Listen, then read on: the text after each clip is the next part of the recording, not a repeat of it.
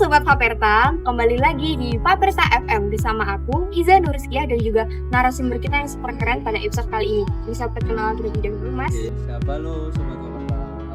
Perkenalkan aku Ali Maskur, selaku mahasiswa Fakultas Pertanian Angkatan 2022.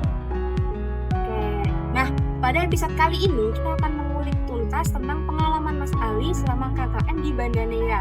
Dan juga kita bakal mengulik dengan tuntas juga bagaimana sih kondisi pertanian di Banda Neira itu sendiri.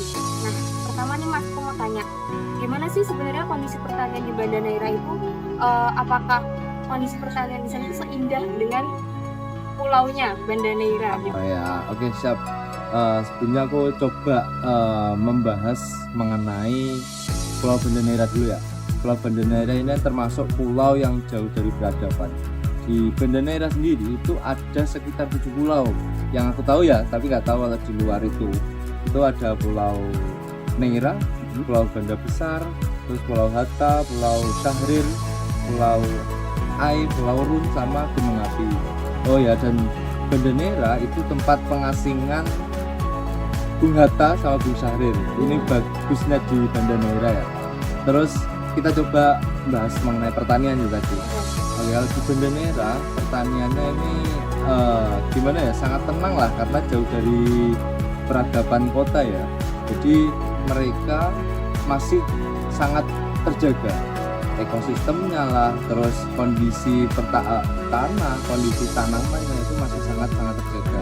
Dan untuk pertaniannya, kalau kita ngomongin komoditas pala, ini ya sebagus pulaunya lah, karena ya secara historis pala ini kan jadi perebutan bangsa-bangsa dari luar negeri dulu.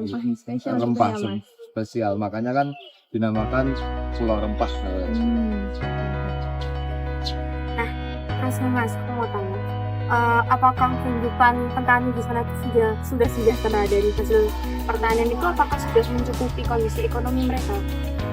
Kalau berdasarkan pengalaman saya di sana, itu petani di Banda Neira sudah sangat sejahtera, karena profesi petani di sana itu cuma menjadi sampingan. Karena dengan ekosistem Banda Neira yang kebanyakan itu lebih banyak lautnya, ya mereka profesi utama tetap nelayan. Ya, perkebunan pala ini menjadi profesi sampingan. Dan pala dengan harga yang sangat stabil ya, sekitar 80 sampai 100. Itu menurutku ya, siapa petani yang nggak sejahtera dengan harga segitu. Dan tambah fulinya.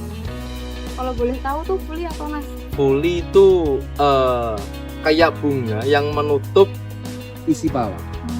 Isiannya gitu? Isiannya itu warnanya merah. Itu biasanya kalau setauku ketika tanya warga ya dimanfaatkan untuk membuatkan waktu. Berarti yang digunakan itu isinya itu saja dari buah pala itu?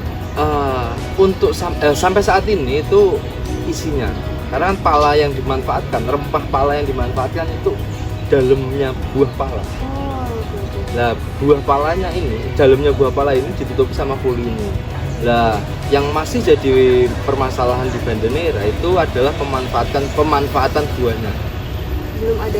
Belum ada diversifikasi produk. Nah, sampai saat ini yang sudah dimanfaatkan itu dalam pembuatan manisan pala. Ya, kalau manisan pala itu penyerapan untuk konsumennya itu juga masih sedikit. Jadi kayak belum dibuat sebagai oleh-oleh industrial. Belum bisa dijadikan industrial karena ya buah pala di sana sangat melimpah ya. Akhirnya ketika kamu main ke sana, kamu jalan itu pasti setiap kanan kirinya menemukan buah-buah pala yang dibuang petani. Saking melimpahnya ya. Sangat menarik ya teman-teman. Nah, terus aku mau tanya nih Mas, di Banda Neira sendiri tuh pertaniannya sudah menggunakan teknologi modern atau mereka masih konvensional? Oke, kita coba bahas ya dengan kondisi Banda Neira dulu ya. Kalau kondisi Banda Neira itu sangat terbatas akses, terus jauh dari perkotaan, hiruk pikuk perkotaan, terus sinyal yang masih sulit, itu yang salah satu yang membuat kemajuan pertanian atau perkebunan di Banda Neira ini sangat terhambat. Jadi masih menggunakan cara-cara konvensional gitu. Belum masuklah teknologi ke Banda Neira. Kalaupun mereka tahu dari internet, pasti kan biaya pengirimannya ke Banda Neira sangat mahal.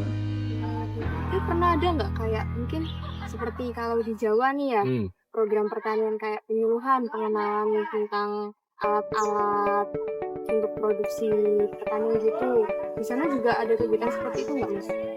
Penyuluhannya, kalau penyuluhan itu masih sangat jarang sih, karena ya memang jauh ya. Kalau mereka itu dari Ambon aja itu sekitar setengah hari.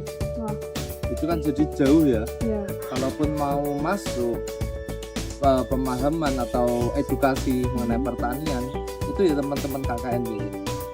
Teman-teman KKN memberikan edukasi ke masyarakat sana bagaimana cara penanaman yang bagus lah, dari cara perawatan.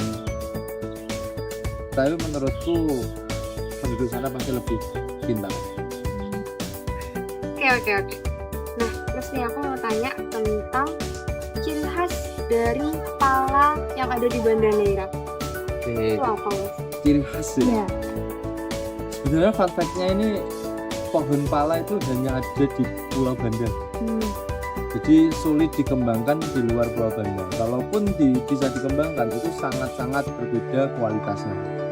Jadi bisa dibilang pala dari Banda Neira itu memiliki kualitas yang sangat baik. Yang sangat baik itu terbukti dari historisnya tadi. Ini jadi perebutan kayak gitu sampai akhirnya Belanda ini bisa mengambil alih. Itu pun dengan mereka masuk ke Banda Neira, terus mereka belajar budayanya dan sampai mereka itu dianggap sebagai warga sana. Bahasanya orang Belanda ini sudah sangat Banda daripada orang Banda. Nah, dengan itu akhirnya mereka membuat konflik-konflik itu horizontal sehingga Banda Neira ini bisa dikuasai oleh Belanda. Cukup kompleks ya historisnya Cukup yang ada kompleks. di sana. Ini nggak tahu ya, aku udah menjelaskan secara detail nggak. Tapi kalau kemarin aku dijelasin sama teman-teman Banda itu menarik banget. Kok bisa ya kayak gini di Pulau Banda kayak gitu. Padahal jauh dari Pulau Jawa juga. Tapi bangsa atau negara-negara luar itu bisa menemukan Pulau Banda ini. Dan pulau sekecil itu kayak gitu. Jadi mereka eksplornya sampai ke tahu yang mungkin sulit dijangkau pada masa itu ya. Di zaman itu itu loh yang masih jadi peran. Kok bisa ya kayak gitu. Oke. Nah, terus nih Mas, selama Mas Ali dan teman-teman melaksanakan KKN di sana, potensi terbesar apa sih yang bisa dikembangkan dari komoditas pala yang ada di Banda Neira? Potensi terbesar ya kalau sampai saat ini apa ya, itu tadi buahnya sih. Buahnya ini masih belum dimanfaatkan. Berdasarkan pikiran, ketika buah ini dapat dimanfaatkan ya pasti dapat menambah penghasilan petani pala di sana lah. Cerita yang sangat menarik ya dari pengalaman Mas Ali selama ber-KKN di Banda Neira. Nah, mungkin teman-teman yang juga penasaran ataupun yang saat ini sedang memiliki plan untuk melaksanakan KKN di Banda Neira, ini bisa menjadi salah satu referensi ataupun sedikit spoiler lah bagaimana sih kondisi Banda Neira yang aslinya di sana. Nah, untuk episode kali ini kita sampai sini dulu ya teman-teman. Terima kasih Mas Ali sudah mau membagi cerita menariknya kepada teman-teman Faperta FM. Nah, sekian dulu dari saya dan juga dari Mas Ali. Sampai juga di episode selanjutnya. Terima kasih.